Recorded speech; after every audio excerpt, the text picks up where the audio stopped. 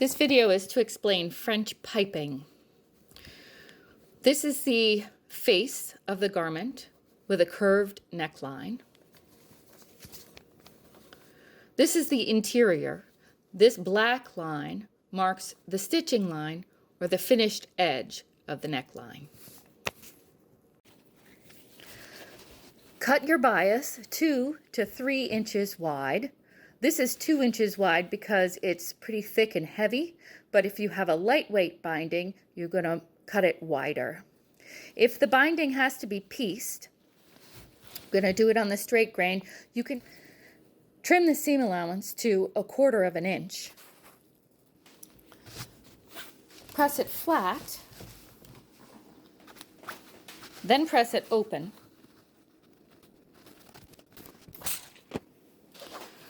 So that when you're applying the bias, the seam allowance doesn't happen at the same place. It's nice and flat. Press the bias and stretch it a little bit. Fold it in half the long way and press again.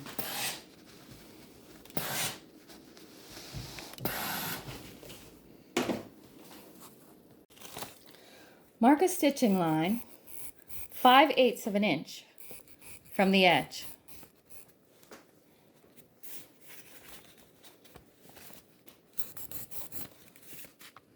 Baste the folded bias together just outside the stitching line. Stay stitch just inside the finish line, being careful not to stretch the fabric as you go.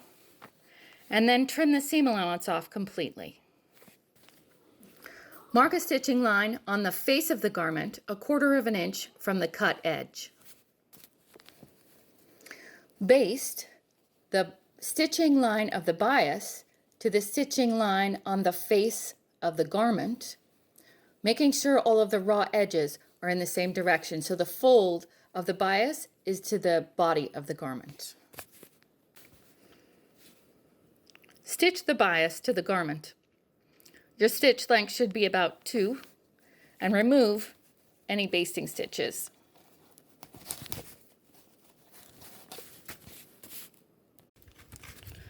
Trim any seam allowance that extends beyond the finish line of the neck edge. Press. Start by pressing everything you've done flat.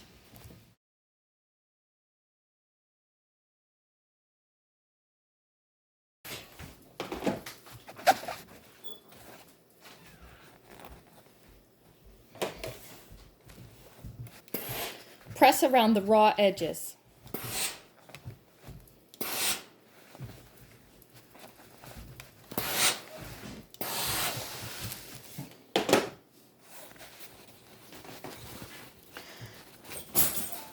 You should end up with 1/4 inch showing on the face and a little bit more on the back.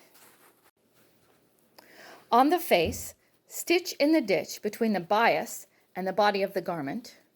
It should catch just the edge of the folded bias on the other side.